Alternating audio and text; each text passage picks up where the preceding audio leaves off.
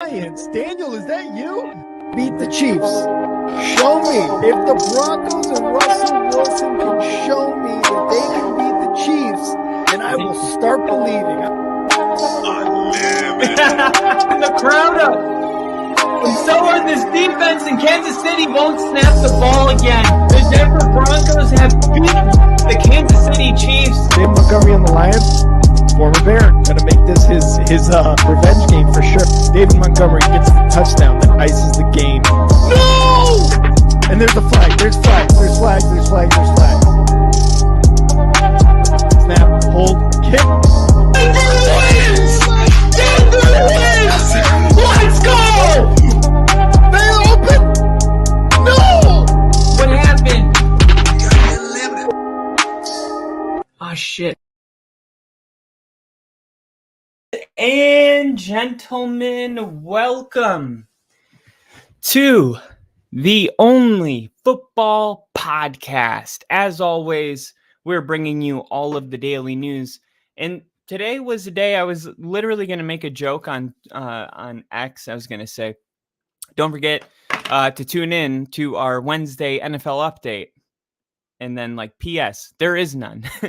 And then I looked and I was like, actually, today there is an update. Some things did go on. There was some movement today. So happy to not have to force any stories here. There is stuff happening all over in different categories. So as far as the big news, I'm going to go with Rashee Rice. Okay.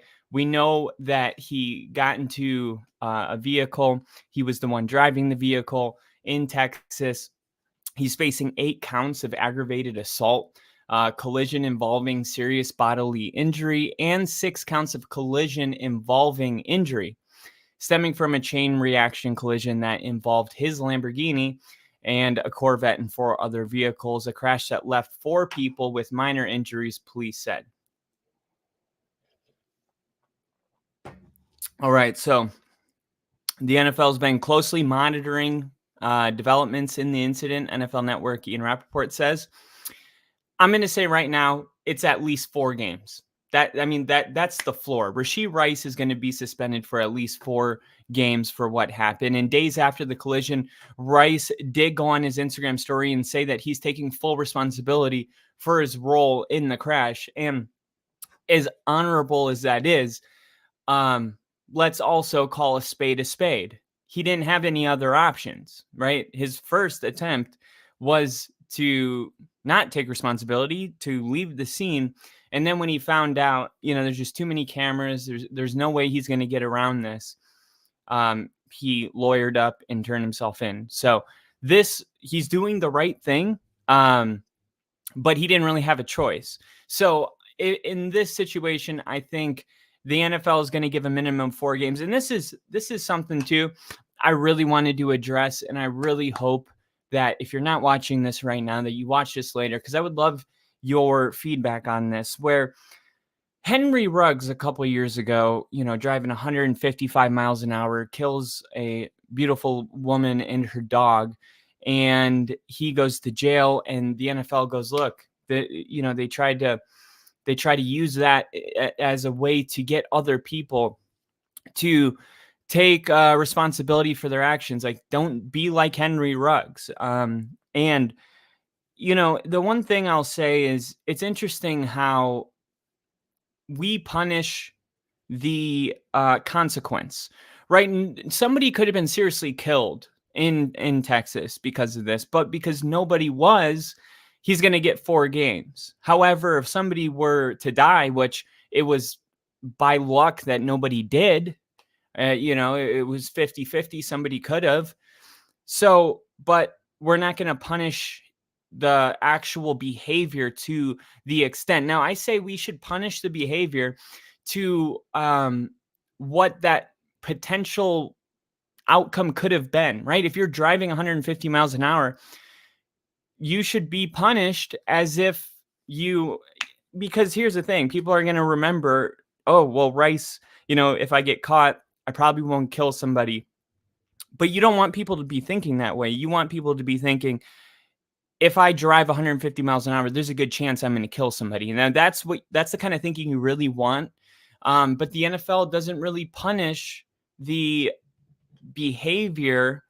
They punish whatever the behavior produced. It's and I heard Mike Florio and Phil Simms. Not Phil Simms.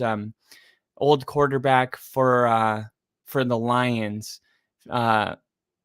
Gosh, I forgot his name right now. But I heard them talking about this, and they couldn't have said it any better. I think he's probably going to get around 4 to 6 games, but I'm interested in what you guys think. Do you guys think that players should be charged for, I guess, whatever their behavior actually because on one case, I know a lot of people, including my uncle, that says, I want to be charged for the crimes I commit, not the ones I may commit. But he's also, pro driving under the influence, as long as you know your own limits. So I know there's a lot of different takes on this, but it's interesting to think about. I mean, should he be treated like Henry Ruggs? Maybe not. Whenever there's a real death, you're never going to be able to, have that same kind of seriousness. You can't fake it. You can't just be like, oh, well, someone could have died. But maybe more than 4 games, maybe more than taking performance-enhancing drugs, right? I think there's a balance somewhere in there where I think the NFL really should crack down on this type of behavior, because we see it all the time, especially if you're going to be smoking pot. I got nothing against that, but if you're going to be doing that, don't drive 140 miles an hour down a highway. Don't race people.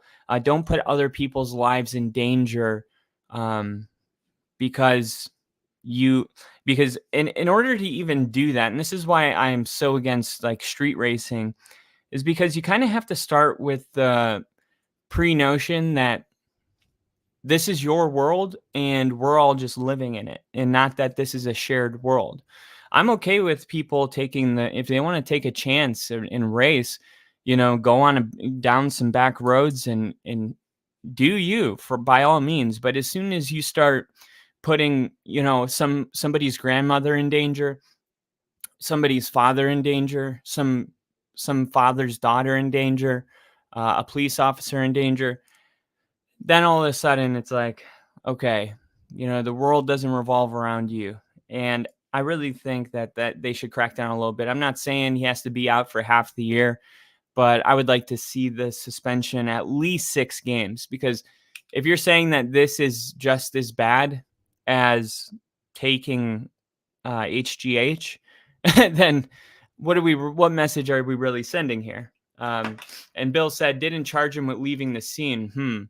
Right. I guess that might have been part of a plea agreement. If he's willing to turn himself in, the state was willing to cooperate. I would bet it was probably something like that.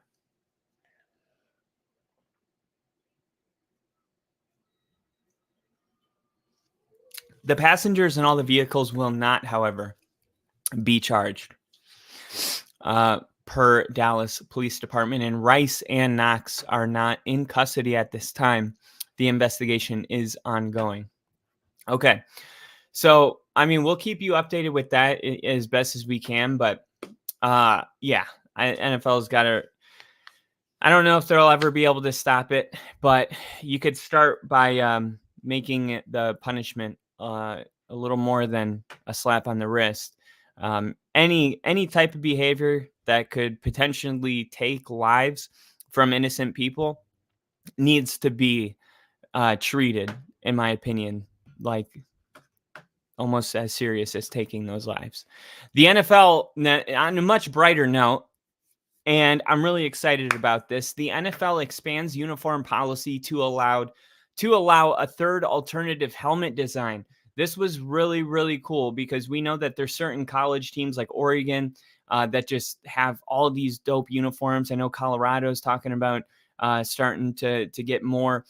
And now it's going to kind of make its way into the NFL, because the NFL approved an adjustment of the uniform policy in 2021 to allow alternate helmets in 2022, a change from the one shell rule, which had been in place for a decade.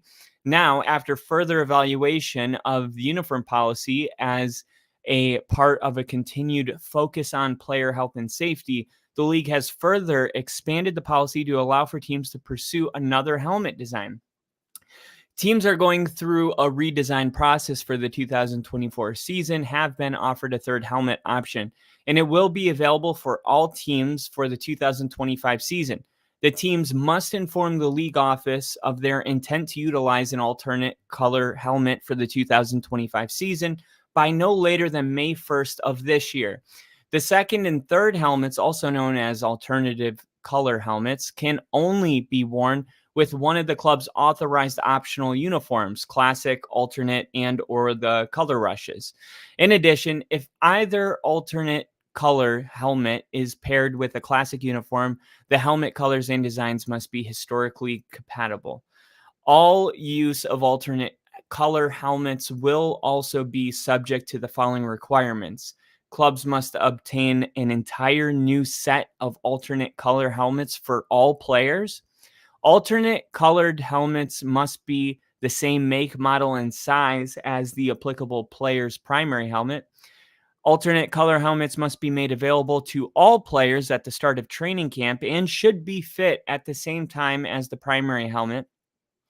Alternate color helmets must be worn in practice at a minimum during the week leading up into the game in which they will be used. Now, this was an interesting one. Alternate color helmets must be worn in practice for, at a minimum, the week leading up into the game. So I would imagine that the people got together and they said to themselves, you know what? You take a team like the Broncos and you add the snow cap helmets where they're going from a predominantly navy blue helmet to a snow white helmet, and how maybe players aren't used to seeing that in their peripheral vision or something like that, I would imagine. Because because the next paragraph says these conditions were put in place to maintain player health and safety, ensuring that alternate color helmets fit properly and players have had enough time to practice with them before wearing them during game action. 13 teams wore alternate helmets in 2022, and more teams added alternate looks in 2023. And keep in mind also that the Denver Broncos are getting new threads, new uniforms, and I believe that day was April 16th. Let me pull it up really quick. I believe they posted it on X. Twitter. There we go. All right. Oh my goodness, you're gonna make me do all that. Let's see. I'll just do this. When will the Broncos announce new uniforms? All right, April 22nd is the date. Denver will reveal its new uniform set on April 22nd. The team announced on social media on Tuesday. The Broncos previously announced in late March that the team would introduce new uniforms for the first time since 1997. So this is a historic time for Broncos country, and now we get this news that there's going to be an alternate helmet being added, which is awesome because let's see if I can pull it up. I can screen share it, I think. Okay, so just to give you guys an idea of what I'm really hoping for, here we go. Get out of there.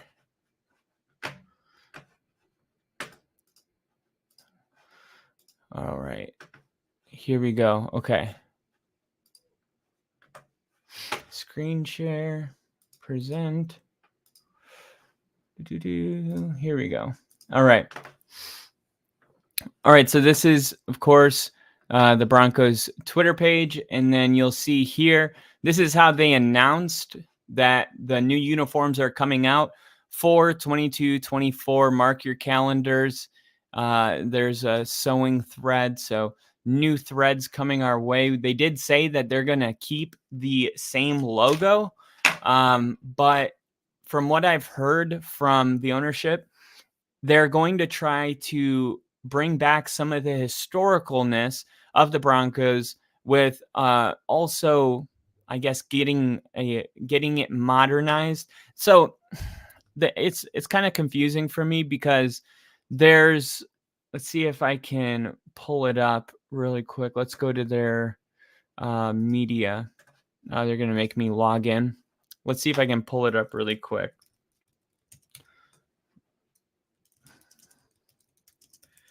So there's one pair that I really, really like. Let's see, images.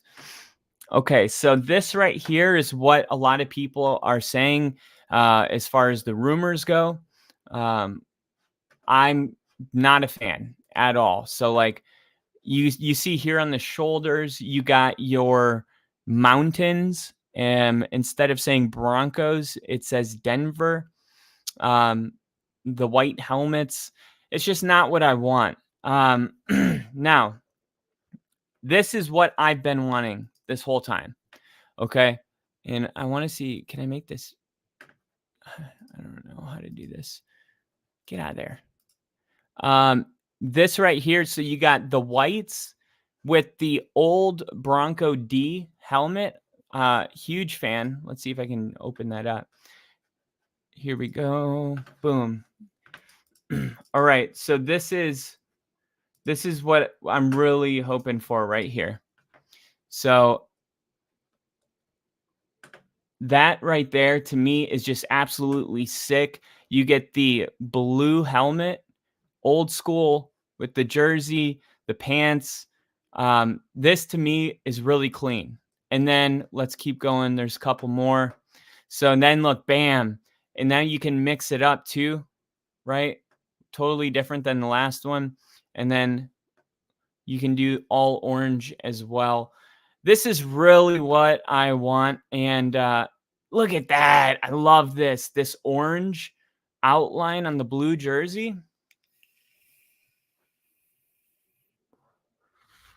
That's absolutely disgusting. Look at that shit. Are you kidding me? That is so nasty, man. There's so much they could do with this. Now, I know the Broncos are going to get this wrong. I just know. And I hate to be a Debbie Downer, but I really feel that they're going to find a way to screw this up. And what they're going to get us is actually going to be something like this. Right? Totally lame as hell. Ugly, hard to look at, to be honest. And even worse than this would be if they did like God, look at that. That's so ugly.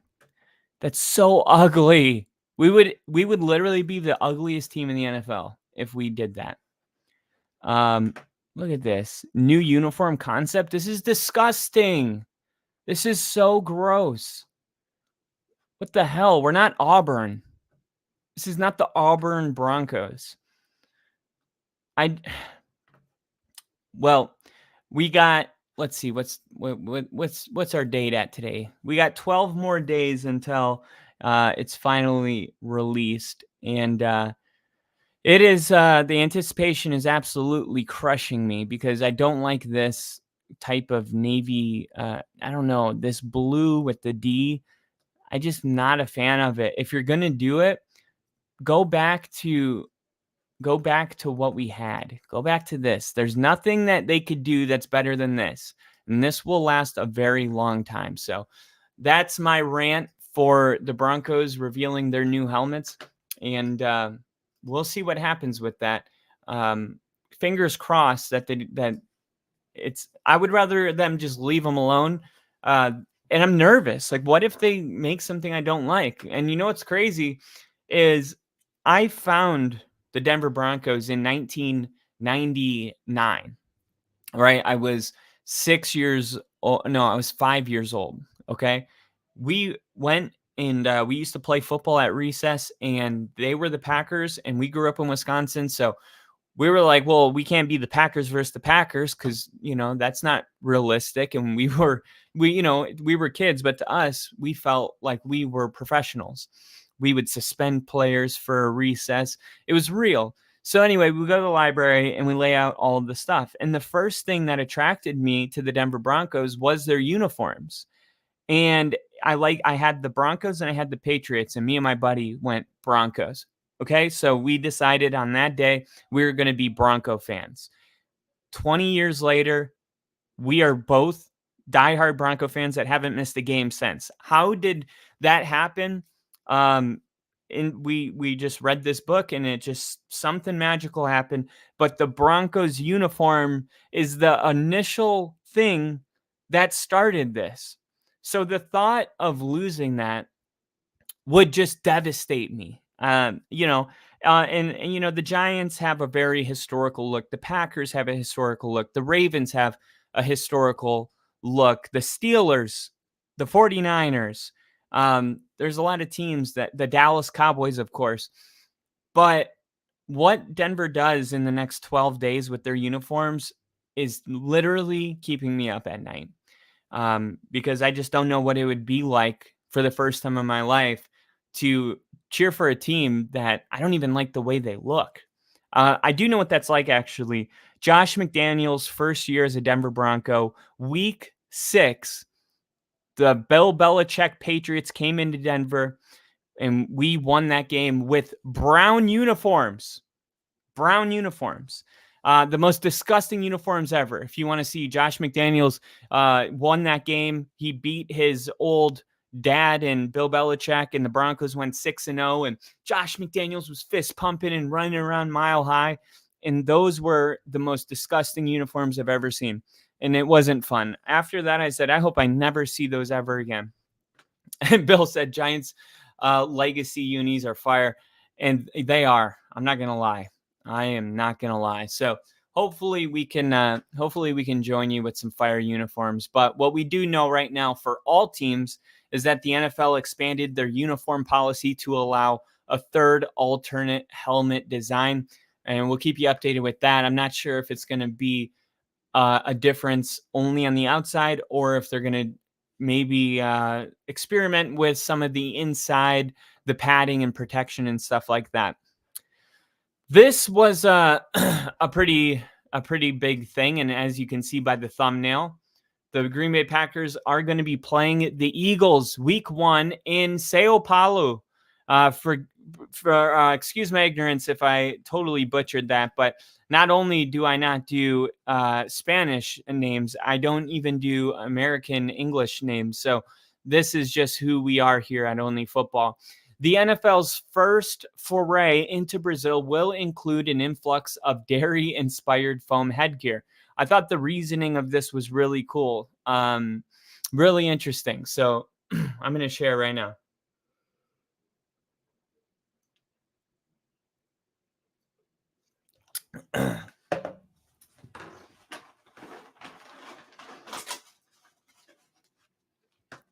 So the first ever regular season game in Brazil is set.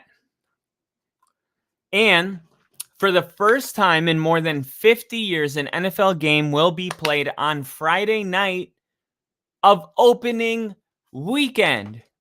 Are you guys hearing this correctly? Me and Rick went back and forth about this. The first ever regular season game in Brazil is set. Okay? When this first came out, all we knew was that the NFL was going to be playing in Brazil, and we knew that the Eagles were going to be playing. We looked up the date, and we saw that it was on a Friday, and we said, okay, well, the NFL normally opens up on a Thursday, meaning we thought this game was taking place week 1, not the season opener.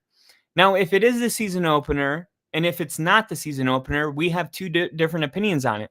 I'm okay with week 1. Honestly, I don't even like it. Week 1, I think Green Bay or Philly deserves that game in their own stadium. There's something magical about opening week in your home opener. And yes, you can make an argument that same feeling will just be pushed to week 2 or week 3. No different than like the Miami Dolphins, who didn't even play their first home game until week 3 last year against the Broncos. These things happen, but taking the home field stuff aside, putting it aside, I still think the NFL kicking off football should be in America. This is the most American thing that we do here in America, is play football. And I'm totally for the NFL expanding.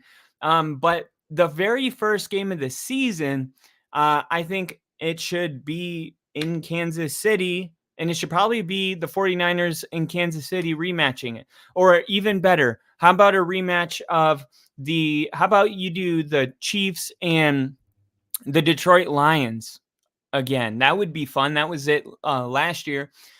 I mean, I don't know. Let me know what you guys think about it. Like, going to another country for the season opener, to me, is a really interesting decision. And and whoa, I got some comments right here. Casey said Pittsburgh's legacies are ugly. I think the pants are striped. KC, the jerseys are striped. Just looked it up. Oh yeah, I know exactly what uniform you're talking about. Those are disgusting. Jinja in the chat. What's up, Ginge? Are they going to have some big booty Brazilian cheering? I would watch the local Bantam Little League games over there. So, Jinja, I gotta take you on a trip to Miami.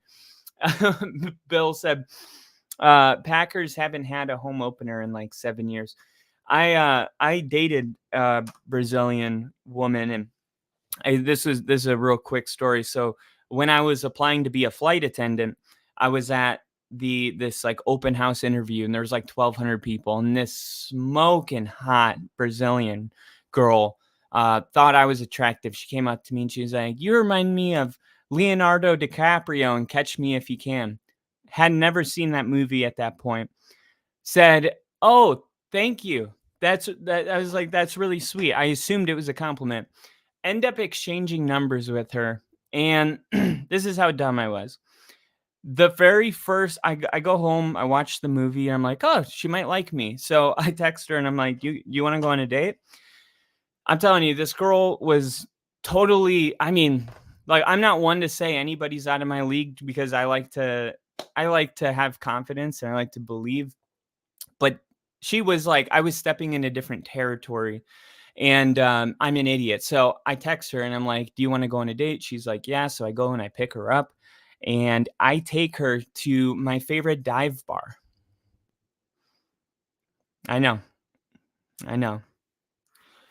That's what I did. That's what 21-year-old Kyle Kitzman did. He picked up somebody that he may know. And then, you know what? I justified it later and I said, well, if she can't hang at a dive bar, she's not my kind of girl anyway. But the truth of the matter is, that is not the first date. It's okay. You could go on a dive bar on a first date, but take her to a nice restaurant first and then a drink at the dive bar. Like, we went straight to the dive bar to shoot pool and smoke cigs. I was not with that kind of a woman. So that was our last date, and it took me a while to figure it out. But you know, I was working in the nightclub in Miami, and women were all over coming in for bachelor parties every single weekend, and I was just not living in that kind of like mental state of like, I got to put in work. I was just living life at that time. I just wasn't I wasn't putting effort into it. At like now I'm more detail oriented. Flowers, even if it's not going to work out long term. Flowers, of course, first date, open door for you, pay the tab, all that stuff. And I try to pick up on like maybe something that the person I'm with needs. Like, let's say she says something about, "Oh, I love these shoes, but the heel just broke." Take a little picture of them or something and go get the same pair. Like, I'm much more thoughtful than I was when I was a little shit at 21. I was a little was an idiot. But anyway, Brazil has beautiful women, and I've seen them firsthand, as does Cuba, where I've spent a lot of time in Cuba, and all the girls there were just like, take me back with you. Take me back with you. And I'm like, I can't. I would if I could, though. All right. So this game is going to be airing on NFL Plus. If you're interested, it's also going to be free over the air. It's going to be broadcasted on the local television market. So the matchup is going to bring plenty of intrigue to the start of the 2024 season, especially after Green Bay surprised many with their run to the divisional round of the NFC playoffs with a young, promising team coming off a 2023 campaign in which they overachieved, arguably, and set a new higher bar entering 2024. And I just want to take this moment to say how much shit Colin Cowherd talked about Jordan Love all of last offseason. You talk about a team that overachieved. Just go back and listen to some of the sound bites of Colin Cowherd last offseason. I remember being in the gym and just being like, dude, let it go. Like, we'll find out. But he's like, come on, we know that he's not the guy. I mean, right away. Mahomes, we knew in the first week. CJ Stroud, CJ Stroud wasn't relevant yet, but he used Joe Burrow. We knew right away, that this isn't going to work. I'm like, okay, all right. You obviously probably said the same thing about Aaron Rodgers. So Philadelphia, meanwhile, is known it will begin the season in Brazil for a while now. With their opponent now set, the Eagles can begin gearing up for a season that carries plenty of significance following a 2023 run that ended in a collapse so ugly it nearly cost Nick Sirianni his job. They'll receive an immediate test in the Packers, a team that many believe are only scratching the surface entering this new campaign. This is a very meaningful Week 1 game. The Green Bay Packers are a sneaky Super Bowl team. If Jordan Love is going to play the way he closed that season, Jordan Love's going to be one of the best quarterbacks in the league. I think he's going to end up in Tier 1.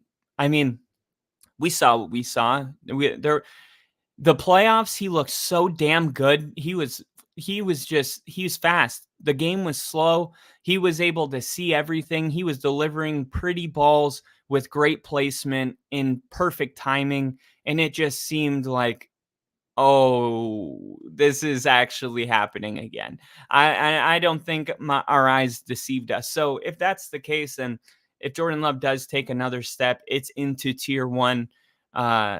And I don't think anybody finished the last 4 games of the season with a better touchdown to interception ratio. Both Green Bay and Philly will be playing in their second international series game in each's franchise history. The Eagles haven't left the United States for a regular season game since 2018 when they traveled to London and defeated the Jaguars at Wembley Stadium. The Packers, meanwhile, were the last team to play an international series game, marking their debut outside of the U.S. in 2022, a 27-22 loss to the New York Giants. And I remember this game because the very next week, the Packers played the Jets. And I picked the Jets, and everybody said, no. And I was like, Packers didn't get a bye week. Most teams get a bye week following a London game. And if you look at the numbers of teams that don't get a bye, they normally lose because of jet lag and all of that. And the Jets did win that game. And I felt like a genius for that one game. I was wrong on a lot of others that week. All right. So that game, I think, is going to be really significant. If I had to say, what are the headlines for that game? Jalen Hurts needs to go out and prove that he's elite. He's being paid as he's elite. I think he is elite. What he did in the Super Bowl against the Chiefs is just unforgettable. That was one of the great Super Bowls of my lifetime. He needs to go back out there and prove to everybody, though, that he's still that guy. For the Green Bay Packers, Jordan Love's kind of in the same situation. Was it just that he got hot for those last 5 games and now they're going to start the season and kind of take their time getting hot again? Like the Bengals kind of do this every single year, it seems like. where no matter if they're going to the Super Bowl or an AFC Championship, you look back and they were 1-3 week 5 or week 4, or no, yeah, by week 5. So the Packers are going to want to come out and get a dub, and likewise with the Eagles. Different reasonings, but for the Eagles, I would say Sirianni and his job and that disgusting taste in Philly's mouth, they're going to be wanting to move on past that and beat a really good team and kind of put their what do you call it? Their spear in the ground, or mark their spot in the NFC. Hey, we're here to play. And for the Green Bay Packers, it's like what you saw at the end of last season was just the beginning of things to come. Should be a very, very good game. As far as the game itself, not talking about it being in London, the game itself, top tier. This is going to be a real NFC West or NFC showdown, and I'm super excited for it. Bill said Peacock exclusive, except in Green Bay and Philly, the local stations. Oh, Bill. Why did you bring that up? Oh man, freaking paywalls. I'll stream it for free. I'm not downloading Peacock for one football game. That's so ridiculous. And it's getting to the point now where we can't even use our free trial. Collectively as a nation, we all used our free trial the year before last year. And if you didn't, then you definitely used it for the Miami Dolphins Chiefs playoff game. We're out of free trials. It's like you got to sign up to see these games. And I'm just not doing it. I would rather spend my money somewhere else. Okay. So those were the really big 3 things. Now, there was one other thing I wanted to cover. Terrell Suggs, former Ravens linebacker, right? One of the GOATs. One of the GOATs. He'll be remembered with Ray Lewis. Their names go hand in hand. He was arrested, and you might be thinking, oh my God, that's terrible. Where was he arrested? You're never going to believe this. He was arrested at Starbucks. Former Ravens star defender Terrell Suggs was arrested on Tuesday in Scottsdale, Arizona on charges of threatening and intimidating and disorderly conduct with a weapon stemming from a March 10th incident outside of a local Starbucks. I mean, I've been to Starbucks. I worked at a Starbucks for 4, 5, 6 months, something like that, when I was waiting to go to the military. I know how frustrating it can be as a customer, but what the hell could have happened to make someone get disorderly conduct and pull a weapon out? I mean, foam or no foam, you got to keep that thing tucked. You can't pull that out. So according to the police, the incident report, Suggs, who is 41 years old, was driving a black Range Rover that had driven past the drive-thru order area. Upon backing his vehicle up, Suggs allegedly made contact with another vehicle. Okay, these things happen. While there was no damage to the vehicle, an argument ensued, per the report. According to the police, a second argument ensued as Suggs left the Starbucks, and Suggs allegedly threatened to kill the alleged victim and showed his handgun in his left hand. All right. The police report stated that Suggs did not point the weapon at the alleged victim, but the victim believed he was being threatened. Of course, if he knows it's Terrell Suggs, he definitely believed he was being threatened, if you catch my drift. Suggs said on Wednesday in a statement to TMZ that he acted in a self-defense. Okay. I was in a quiet area of Scottsdale in the middle of the day in Starbucks drive-thru near my home when the incident happened, with a vehicle behind me. I was getting coffee. I was not looking for any trouble, Suggs said. When the man in the other vehicle escalated the situation, I feared for my safety, not knowing what his intentions were. Throughout the incident, I was the one who felt in danger while fearing I would be followed home and for the safety of my family nearby at my residence. This is really interesting. Suggs spent 17 seasons with the Ravens. 16 he started, or 16 of those he started with the Ravens. He played 17 total. Where did he finish his career? Didn't he go to the Raiders? He went to a team. It's almost forgettable. I think he went to the Raiders.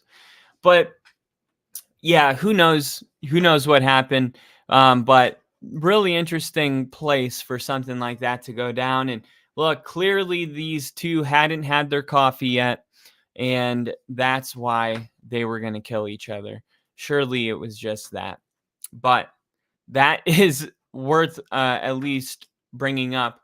There was one more thing I was going to talk about, the AFC roster reset, and they showed the biggest signings and losses, including one burning question for each team ahead of the 2024 NFL draft. Okay, so Buffalo, biggest additions, they signed Curtis Samuel, Mike Edwards, Mac Hollins, Mitch Trubisky.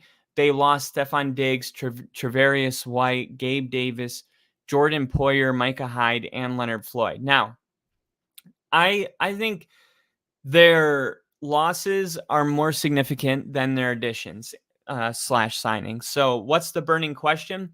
Will the Bills pack enough punch to keep pace in the AFC East? So I think it's a valid question. Is Josh Allen going to be able to compensate for all these type of losses? We all know what it took for the Bills to reach the playoffs last season, and Buffalo fans should find some optimism in those results. Offensive coordinator Joe Brady returned to the team to a more balanced attack, freeing a previously seized up run game and allowing the Bills to find a much needed stride down the stretch. Now, though, Josh Allen will enter 2024 without his top target, Stephon Diggs, who had been traded to Houston. Buffalo's two top remaining wideouts currently signed Curtis Samuel and Khalil Shakir. Shakira, who finished with 39 catches and 611 yards and 2 tugs in the secondary role last season. It's fair to expect the Bills to draft one receiver, if not two, in this year's heavy receiver class, but that doesn't guarantee Buffalo will be able to produce at a high level instantly, though, which is reason for concern entering a season in which the Bills should anticipate stiff competition from Miami and New York. Buffalo has capital at his disposal and will need to use it, especially considering the Bills are up against the salary cap. Banking on rookies to contribute immediately, though, is a dangerous game. And look, there's only two kind of quarterbacks that get you to the Super Bowl. Quarterbacks that you've paid that are superstars, and quarterbacks that haven't been paid yet and are on rookie contracts. In Buffalo, you are in the first group. You have the quarterback that you believe can win you a Super Bowl. And when you do, this is part of the game. Salary cap is weak. You need rookies to come up. And more importantly, you need Josh Allen to compensate for where the team is lacking. Miami Dolphins, Shaquille Barrett, they added. This is a huge signing, by the way. Shaq Barrett also led the league in sacks like 4 years ago for Tampa. They brought in Jordan Brooks, Kendall Fuller, Jordan Poyer, Aaron Brewer, Anthony Walker. They did lose Xavier Howard, Christian Wilkins, Robert Hunt, Andrew Van Ginkel, Jerome Baker, Melvin Ingram, Raquan Davis, Emmanuel Ogba. So will the Dolphins defense be able to withstand offseason turnover? And not only that, what they didn't mention here is that Vic Fangio is not with them anymore. Vic Fangio's with the Eagles, I believe. And Vic Fangio had a relationship with the Eagles because I remember in the Super Bowl of the Chiefs, Vic Fangio signed a 1-week contract to help the Eagles prep for the Chiefs. But he was very open about how he couldn't get the players to buy in and to focus. Miami's just, it's a city of partying and going out and nightlife. And he was very open about how he felt like he couldn't get his players to focus. And with Mike McDaniels and his style, he's like the cool coach. It makes you wonder, like, how do they operate things in Miami? Is it all about just like having fun and playing with swag and like, hey, we go out, we party, we have a good time, but we also take care of business on Sunday. Like whatever it is, it made Vic Fangio want to leave, which is worth at least thinking about.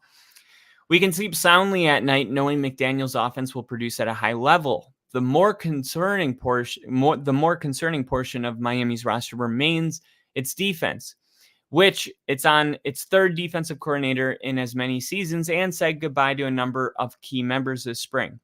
It seems like general manager Chris Grier opted to replace Christian Wilkins, Andrew Van Ginkel, Melvin Ingram, and Emmanuel Ogbah with a half dozen defenders.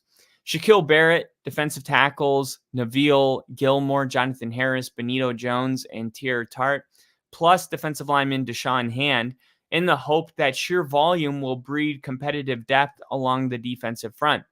He did the same at the next level of the defense, replacing Jerome Baker with Jordan Brooke and Anthony Walker, while turning to Jordan Poyer and Kendall Fuller to replace Brandon Jones and Xavier Howard. So there is a lot of new faces to integrate into new schemes, and Miami's going with, hey, let's just bring in a bunch of people, and we'll figure out who rises to the top of the depth chart. But Miami likely will also be without Julian Phillips for much of the first year as he recovers from the Achilles injury he sustained in November, leaving one big question mark slapped across the entire unit. That's not to say this will be a bad group. It's just a difficult one to project as we stand in April. I agree with this wholeheartedly, this whole entire thing. Oh, water. I was expecting juice.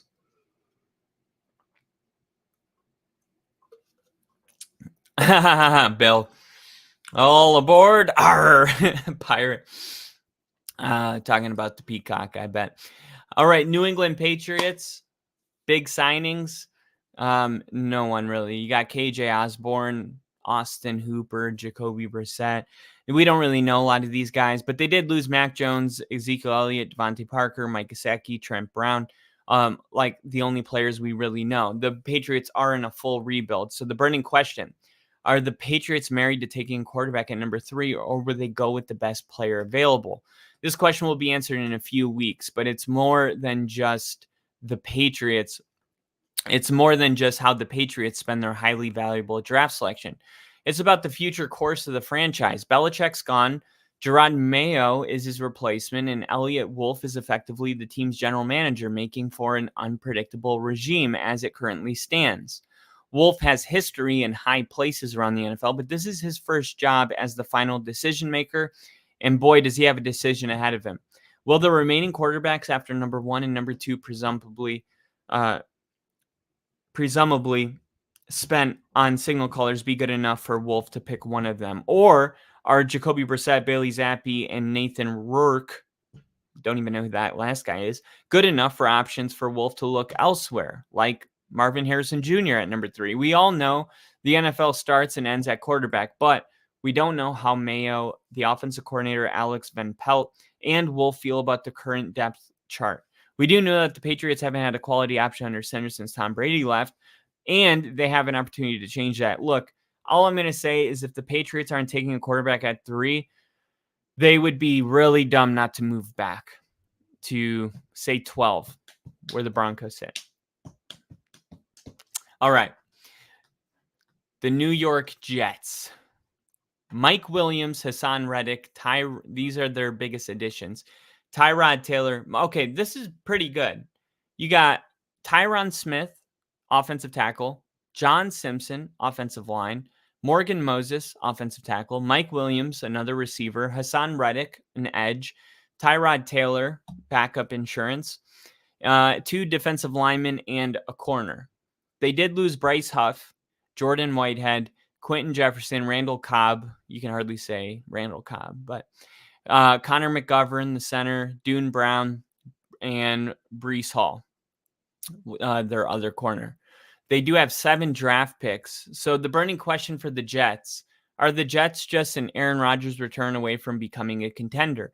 We did see earlier in the season that the NFL projected the power rankings of each team, and it did have the Jets at New York Jets at 5 as the 5th best team in the NFL with Aaron Rodgers healthy. Last year's hype train derailed after just 4 snaps, sending the Jets into the abyss of a quarterback wasteland. They paid dearly for not foreseeing such an outcome and have already proven they've learned from their mistakes, signing Tyrod Taylor to back up Rodgers in the event that another catastrophe occurs. But that's not the plan. After all, 2024 is all about getting a healthy Rodgers back and proving the hype was worth it. Adding Mike Williams and Hassan Reddick to the mix shows Joe Douglas is very serious about winning now. And if everyone can stay generally healthy, the results should come. We already know Robert Saleh's defense will be stifling. It's now the offense's time to carry its share of the load.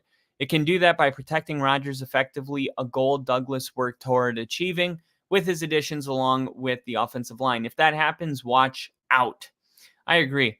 People are going to sleep on the Jets this year because of what happened last year, but with that defense and Aaron Rodgers and adding Mike Williams to Garrett Wilson, I think it's going to work out if everyone can stay healthy. Biggest additions. That's the entire AFC East. So I'm going to break it down. Don't forget, tomorrow we have me and Rick going live on this channel, the Only Football Podcast, and we're going to be talking about some draft stuff, some new stuff. We're going to talk about Caleb Williams and the pink nails and the pink purse. I don't know what his opinion is about it. I haven't talked to him about it off air, and we made an agreement that we're both not going to tell each other what we think about it until we do the podcast. So that's going to be fun. And then we're going to talk about some other stuff that I won't spoil right now, but that's going to be tomorrow night right here on the Only Football Podcast. Those are the big ticket items for today. So just wanted to hop in here and mention it. I know it was somewhat of a big day today for the NFL. As always, if you guys could hit the thumbs up on this video, it helps us out a lot. And also, if you could share this with your friends and family, anybody you know that loves football, we would really appreciate that as a channel. And please come back tomorrow for me and Rick. I always like when me and Rick are on here together. He's going through a move and a little bit of a transition right now. So he'll be back on here tomorrow. Should be a really good episode. But thank you guys for tuning in today. And I can't wait to see everybody here tomorrow night. And as always, go Broncos.